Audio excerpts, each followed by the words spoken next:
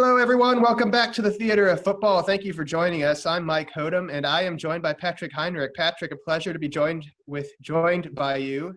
It is always a on this pleasure to be here, Mike, and always a pleasure to be with everybody of you that are watching right now. Yes, our many viewers, thank you so much for watching.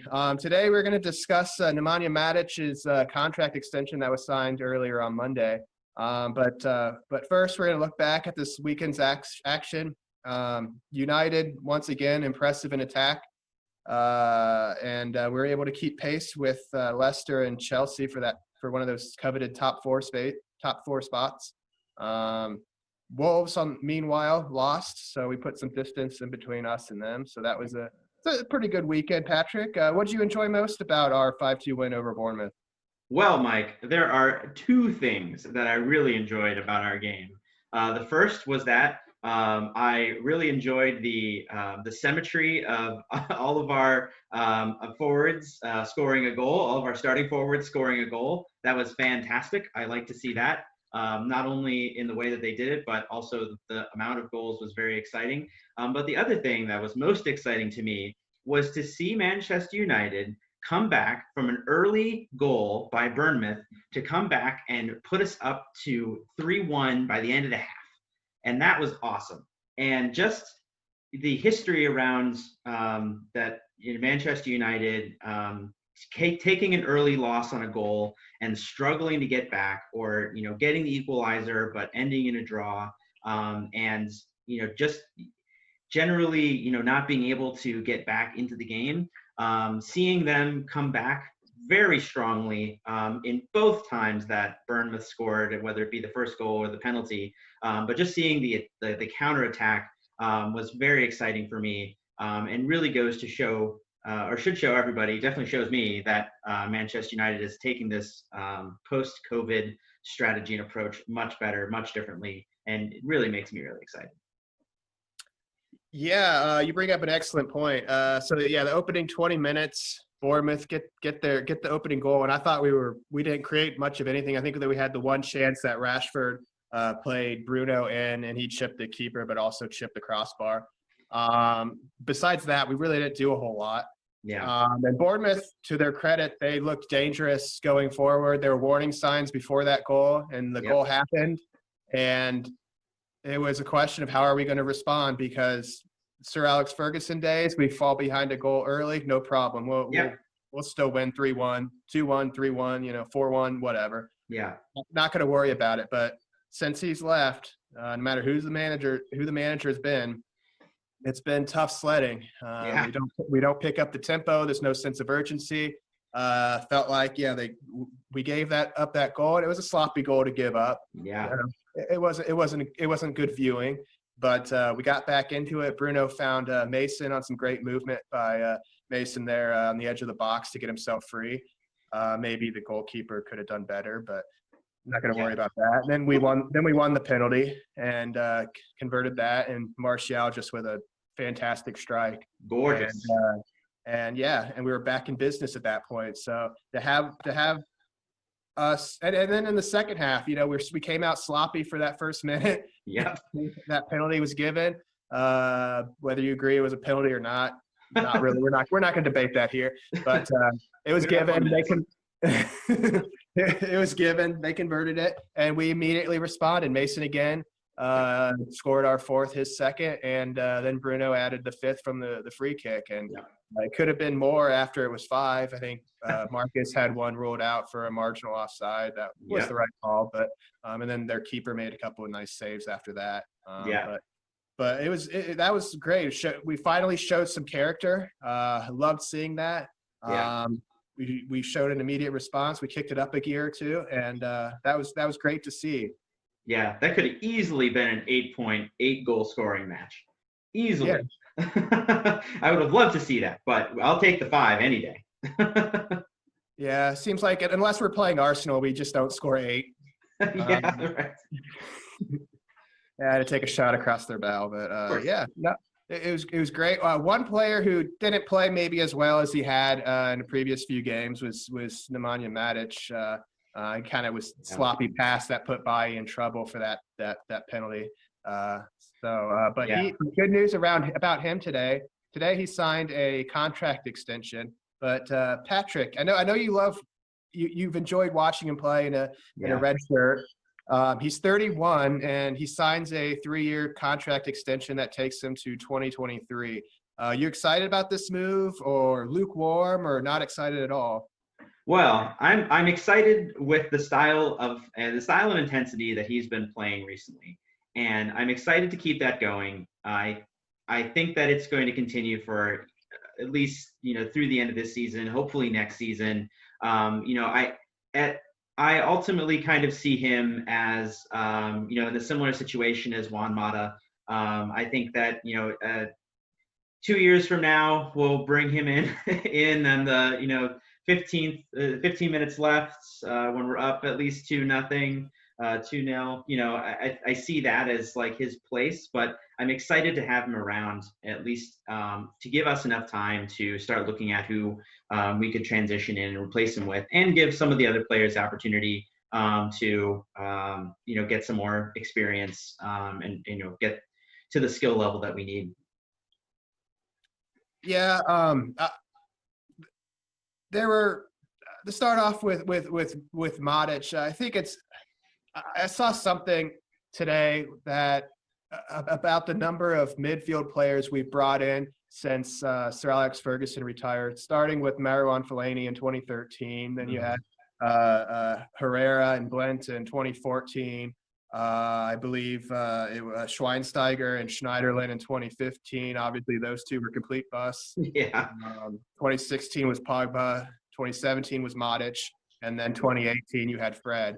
Yeah. So, and then I got Bruno just in January. So you had all this outlay on of resources to bring in midfield players, and the vast majority just haven't worked out or haven't been the answer, haven't been a solution. Yeah.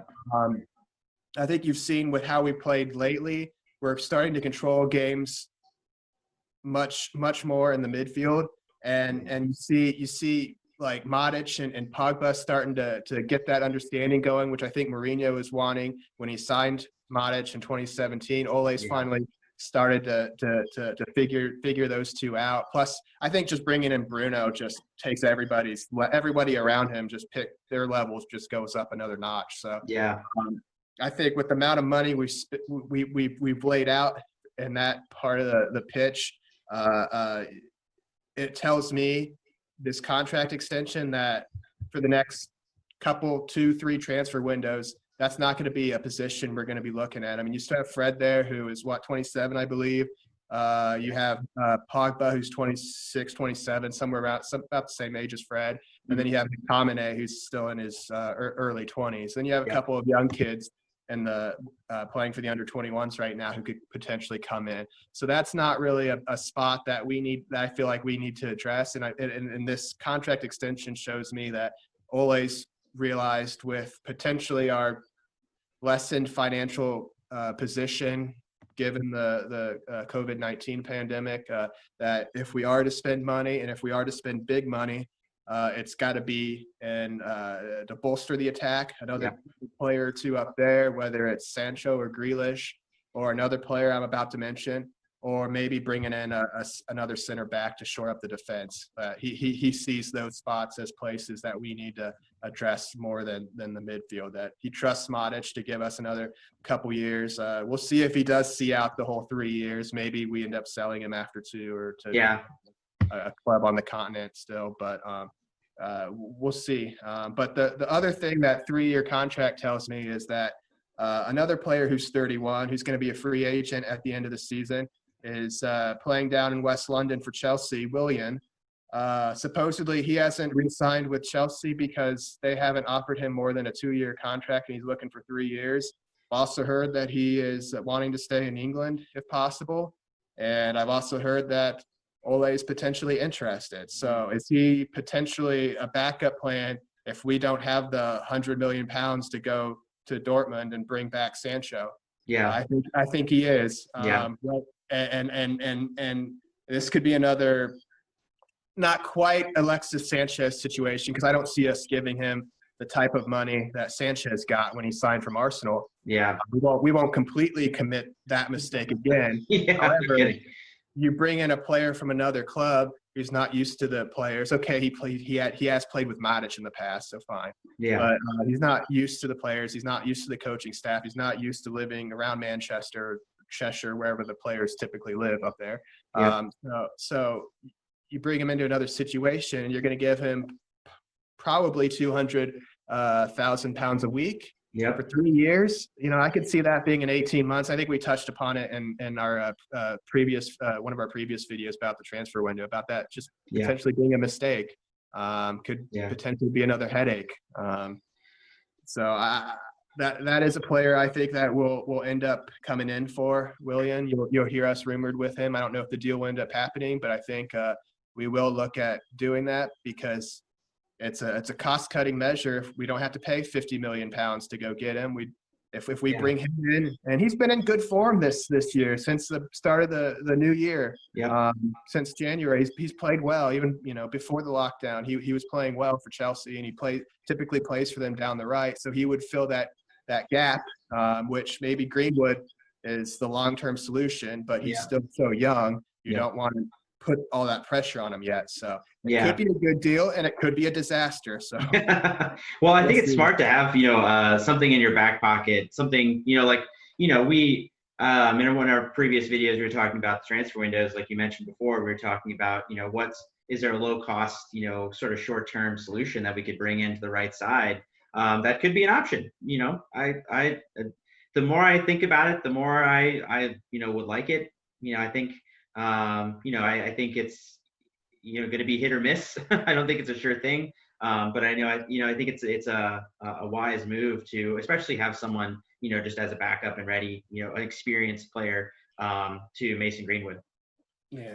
Yeah. And another player I haven't mentioned, another young player who might get his chance too is Tahith Chong. And he's been in and out of the side this season. We haven't seen him since we've come back from the break, but he's another player who when he has played, he's played down the right, and he has looked good at times. He's still very young, and he did and his contract was up at the end of June, like Angel Gomez's was.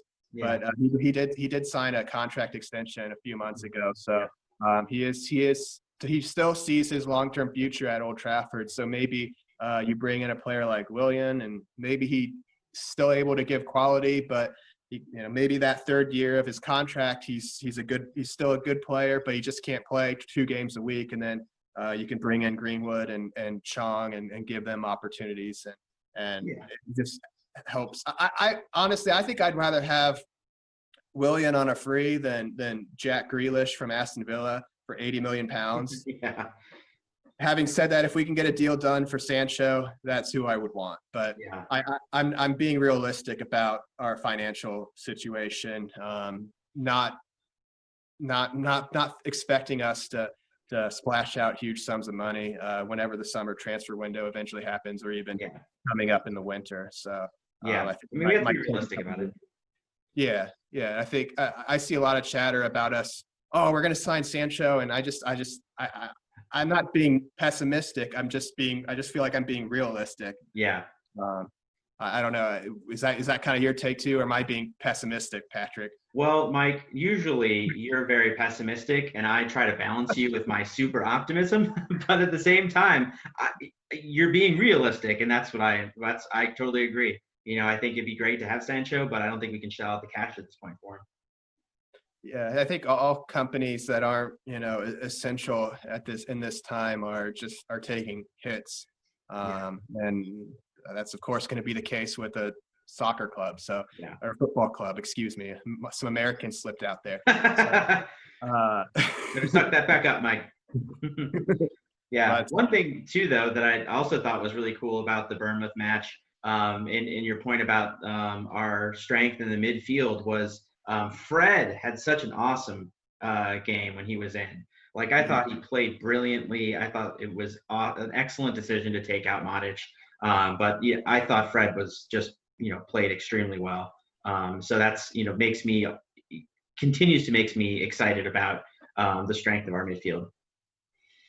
Yeah, I thought the first couple times we saw Fred coming back from the long layoff, I didn't think he looked very good. He started Yeah. against Spurs, he started against Norwich, and I didn't think he acquitted himself very well in either of those matches. Yeah. Yeah, I mean, it's a lot easier when you come on. I think it was already, it was already 5-2 when he came on, if I'm not mistaken. So it's a little Yeah. easier when you're coming into a match ahead by 3 goals. Well, But yeah. he put himself about, and he made some nice passes. He broke up some counterattacks, and no, he definitely looked a lot better than he's looked since we broke back in March. So that was encouraging to see. So I'm not advocating to put him back on the starting 11, but I still think it's great to see what he's capable of, and that was what was exciting. Yeah, and I think when you have Bruno and Paul who are healthy, Matic, no matter how well he's looked, and he has looked good this year, that's the guy who, given his age and even when he's at his best, he doesn't quite offer the same things that Bruno and Pogba can offer. So that's the guy who, if you're Fred or McTominay, that's the spot that's you're going to be looking for to potentially replace him in that midfield. That's the spot that's going to be vulnerable. So but yeah, hopefully there'll be no injuries to Bruno or Fred. I didn't want to do anything. I didn't want to. Yes, I don't want any bad juju there. Yeah, knock on some wood. Perfect. I'll just believe that was wood since I can't see it. It is wood. Good. But the curtain is now closing on the theater of football. Please participate by leaving your views in the comments section, please. Would love to hear all of your take on the Matic contract extension. Something else we didn't mention that we might mention in the next video is rumors that Matic might finally be leaving Old Trafford at the end of the season, whenever that is. So that is also something. Leave your opinion on that. And also on potential transfer targets. If you have good ideas for a bargain buy this summer, then I'd love to hear it. And we'll put that into our next video. Also be sure to hit the thumbs up button if you like this video, as always, and subscribe to the channel if you're new. For Patrick, I'm Mike. Thank you for watching. Take care. Cheers, everybody.